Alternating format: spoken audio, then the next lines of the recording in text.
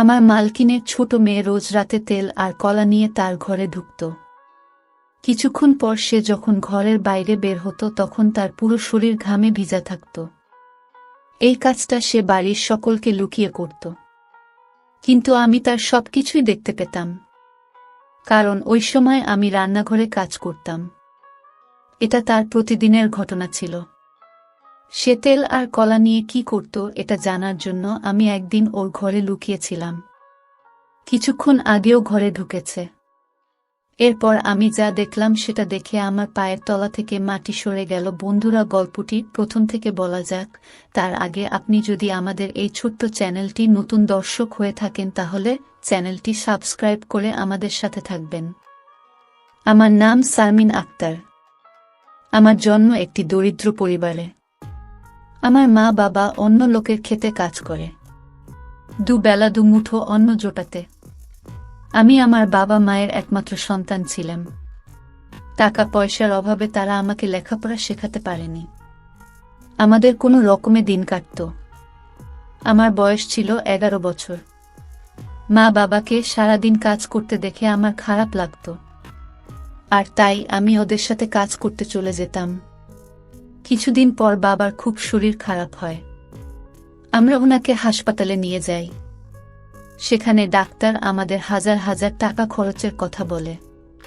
আমাদের কাছে এত টাকা ছিল না, তাই মা জমিদার বাবুর কাছে যায়, যার খেতে আমরা কাজ করতাম। মা জমিদার বাবুর কাছে আঁচল ছড়িয়ে ভিক্ষা চায়, কিন্তু জমিদার বাবু এত টাকা দিতে রাজি হয় না। উনার কাছেই কয় টাকা দেয়া কোনো ব্যাপার নয়, কিন্তু তাও উনি কোনো সাহায্য করলেন না। টাকার অভাবে আমার বাবার ঠিকমতো চিকিৎসা হয় না, আর উনি আমাদের ছেড়ে চলে যান। এখন আমাদের মাথার উপর থেকে ছাতা সরে গেছিল। আমাদের সংসার চালানো আর সাহায্য করার মতো কেউ ছিল না। কোনো রকমে আমি আর মা নিজেদেরকে সামলে আবার সাধারণ জীবন যাপন শুরু করলাম। আমরা সারাদিন খেতে কাজ করে নিজেদের পেট চালাতাম।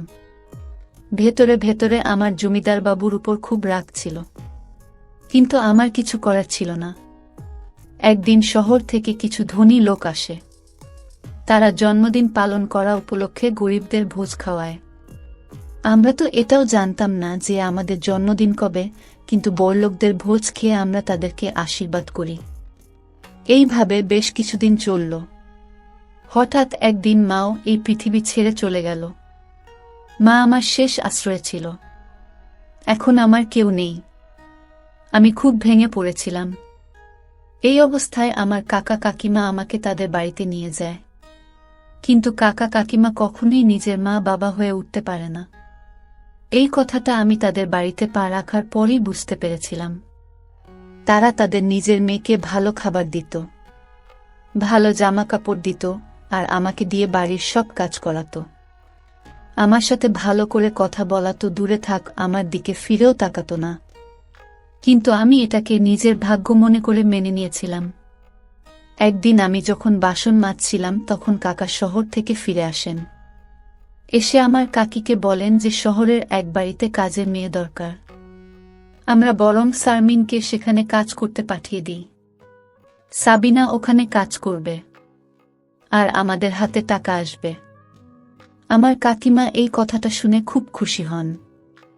আর হবে নাই বা কেন, কিছু না করে টাকা পাওয়া যাবে যে। পরের দিন কাকা আমাকে শহরে নিয়ে আসেন, আর এক বড় বাড়িতে নিয়ে যান, যেখানে একজন মহিলা, তার 2 কন্যা সহ মোট 3 জন একসাথে বসেছিল। কাকা ওনাকে সালাম করেন, আর আমার দিকে ইশারা করে বলেন যে আজ থেকে আপনার বাড়ির সব কাজ এই মেয়েটা করবে। আমি ওকে সকালে এখানে দিয়ে যাব, আর বিকেলে ফেরত নিয়ে যাব। সেই ম্যাম সাহেব আমার দিকে তাকিয়ে জিজ্ঞেস করেন যে আমি তার বাড়ির সব কাজ করতে পারবো কিনা। আমি মাথা নাড়ালাম। আমি জানতাম যে এত বড় বাড়ির সব কাজ একা হাতে সামলানো খুব একটা সহজ হবে না, কিন্তু আমার রাজি হওয়া ছাড়া আর কোনো উপায় ছিল না। কাকা কাকিমার ভয়ে আমাকে রাজি হতে হলো। সেই মালকিন আমাকে সব কাজ বুঝিয়ে দিলেন, আর আমি রান্নাঘরে কাজ করতে শুরু করলাম। আমি সারাদিন কাজ করতাম, আর রাতে কাকা আমাকে বাড়ি নিয়ে যেত।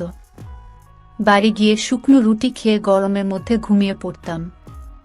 পরের দিন সকালে কাকা আমাকে আবার মালকিনের বাড়িতে দিয়ে আসত। কিছুদিন এইভাবে চলল।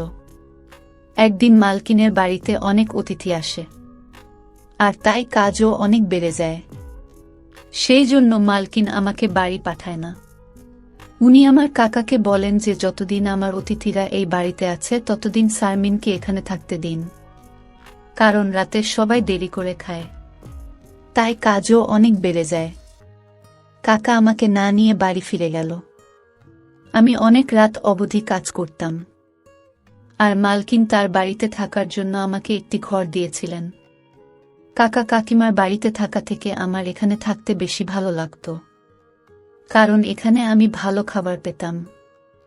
আমার শোবার ঘরে পাখা ছিল, তাই আমাকে আর গরমের মধ্যে ঘুমাতে হতো না। কিন্তু আমি যখনই মালকিনকে তার মেয়েদের সাথে দেখতাম তখনই আমার নিজের মায়ের কথা মনে পড়ে যেত। এইভাবে কয়েকটা দিন কেটে গেল। মালকিনের অতিথিরা ফিরে গেল, কিন্তু মালকিন আমাকে বাড়ি পাঠালেন না। তিনি আমার কাকাকে পরিষ্কার করে বলে দিলেন যে শারমিন এখন থেকে এখানেই থাকবে। মালকিন আর তার ছোট মেয়ের সাথে আমার ভালো সম্পর্ক গড়ে উঠেছিল।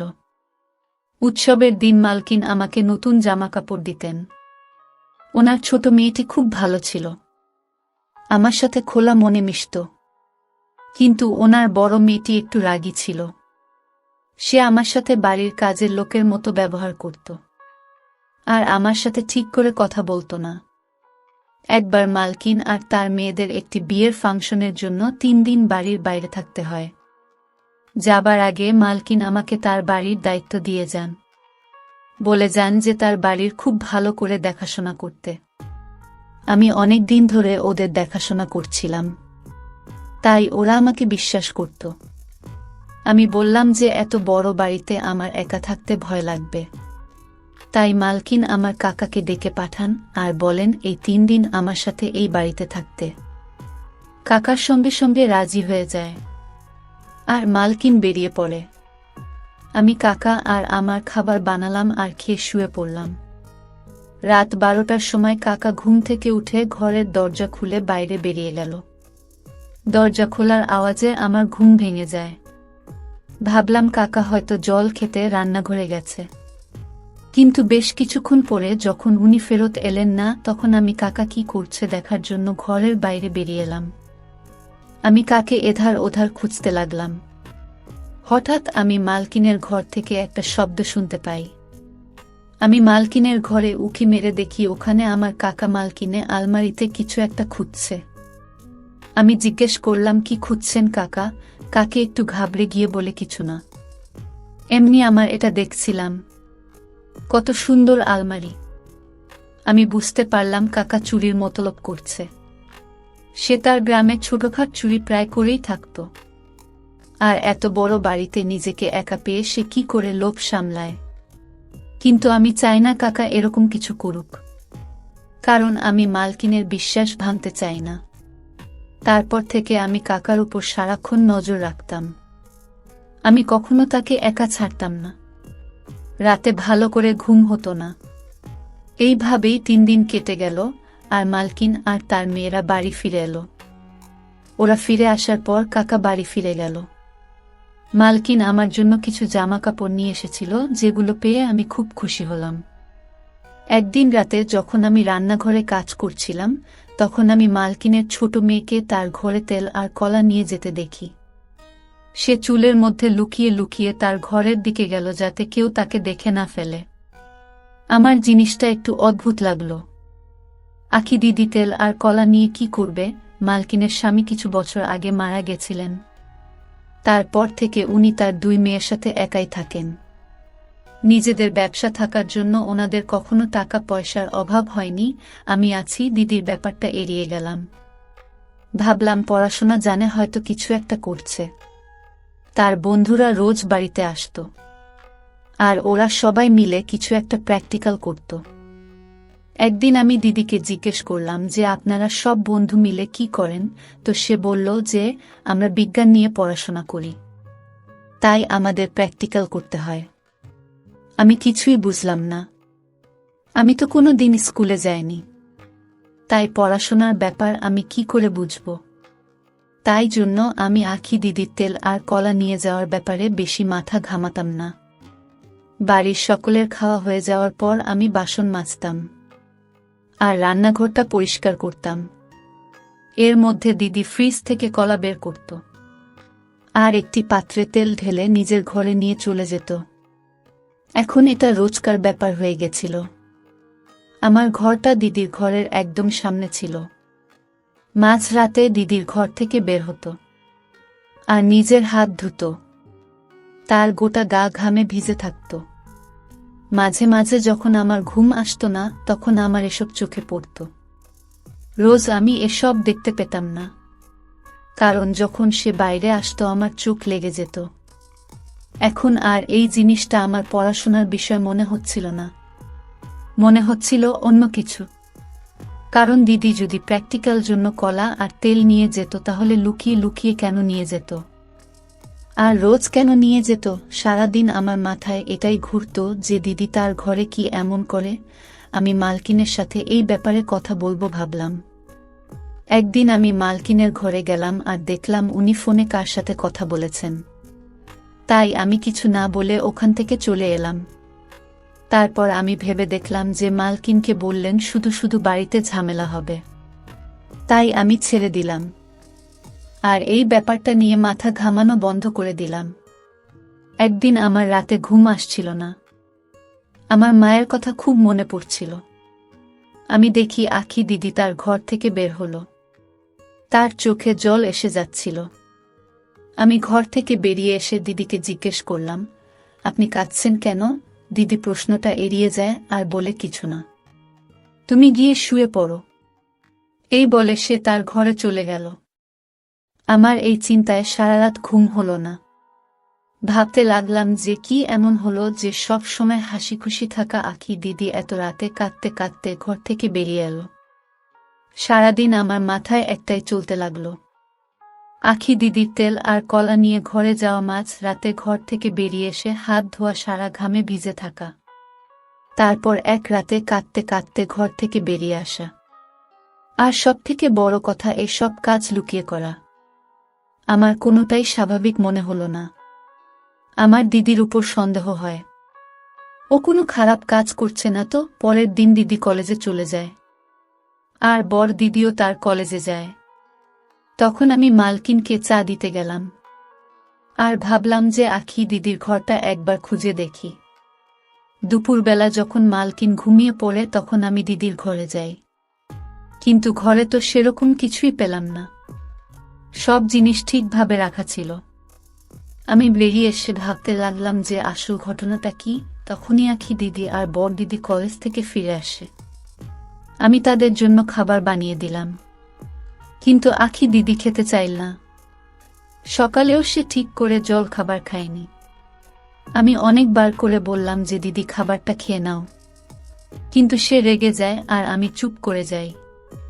কিছুক্ষণ পর আমি ভাবলাম যে দিদিকে একবার জিজ্ঞেস করি তার কি হয়েছে, কিন্তু তারপর মনে হলো যদি সে রেগে যায়, আমার আখি দিদির জন্য চিন্তা হয়। আমি যবে থেকে এই বাড়িতে এসেছি দিদি একবারও আমাকে বুঝতে দেননি যে আমি বাড়ির কাজের মেয়ে।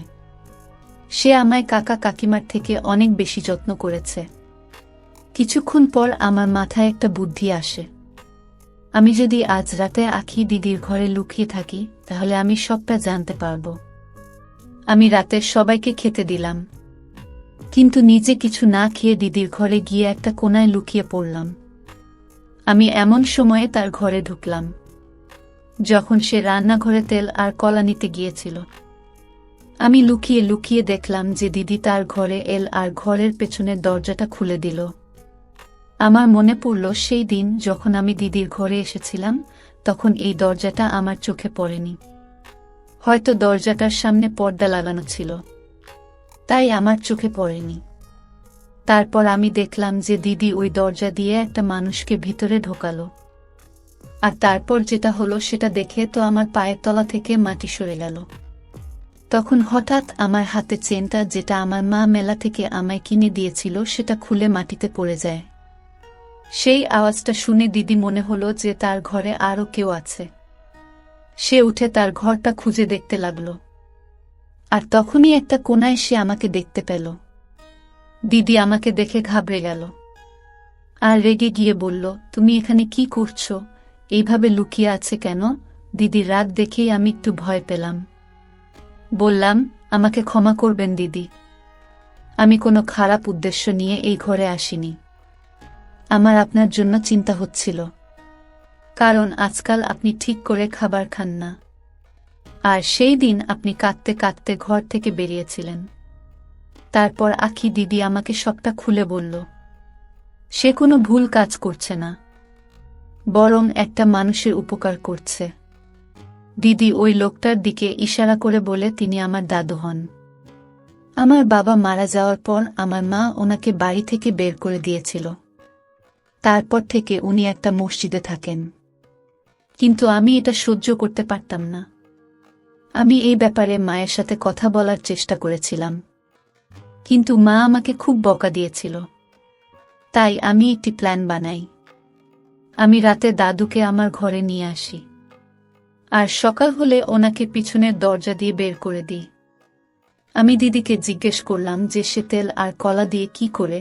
দিদি বলে যে দাদুর লিভারের সমস্যা আছে, তাই সে বেশি খাবার খেতে পারেন না, তাই উনি একবেলা খাবার খান। সকালে কলেজে যাওয়ার সময় আমি ওনাকে খাবার দিয়ে যাই। রাতের বেলা উনি কিছু খান না, তাই আমি ওনাকে ফল খাওয়াতে শুরু করি। আর কলা তার সব থেকে প্রিয় ফল, তাই আমি রোজ রাতে উনার জন্য কলা নিয়ে আসি। আমি এসব লুকিয়ে করি যাতে মা আর দিদি কিছু জানতে না পারে। আর দাদুর হাঁটুতে খুব ব্যথা, তাই আমি রোজ তেল নিয়ে আসি ওনার হাঁটুতে মালিশ করার জন্য। অনেকক্ষণ ধরে মালিশ করার পর আমার গা ঘামে ভিজে যায়, আর আমি বাইরে হাত ধুতে যাই। সেদিন আমার দাদুর শরীরটা ভালো ছিল না, তাই আমার চোখে জল চলে এসেছিল। দিদির কথা শুনে আমার মনের সব আশঙ্কা দূর হয়ে যায়। আমি চুপচাপ নিজের ঘরে ফিরে আসি। ঘরে এসে আমি ভাবতে লাগলাম, আমার মালকিন এতটা নিষ্ঠুর কি করে হতে পারে যে তার অসুস্থ শ্বশুরমশাইকে বাড়ি থেকে বের করে দেন। তার সাথে সাথে আমার আখি দিদির উপর গর্ব হয়। আজকালকার দিনে বড় মনের মানুষ খুব একটা দেখা যায় না, আর আখি দিদির মনটা খুব বড় ছিল। এই সমাজটা বড় নিষ্ঠুর হয়ে গেছে। তারা বয়স্ক মানুষদের বাড়ি থেকে বের করে দিচ্ছে। আমি ভালো করে বুঝতে পারলাম যে মানুষ অন্যের কষ্ট বোঝে না। যখন সেই কষ্ট সে নিজে অনুভব করে তখনই তার মর্ম বোঝে। আর বন্ধুরা, এই কাহিনী থেকে আমরা যে শিক্ষা অর্জন করতে পারলাম তা হচ্ছে, আমরা চোখের সব সময় যা দেখি তা নিয়ে সন্দেহ করা ঠিক নয়। হয়তো যা ভাবা হয়, কিন্তু ঘটনা তার থেকে আলাদা। তো বন্ধুরা, আজকে এই পর্যন্তই। ভিডিওটি যদি আপনাদের ভালো লাগে তাহলে অবশ্যই একটি লাইক করবেন এবং কমেন্ট করে আপনার মতামত জানাবেন। ধন্যবাদ।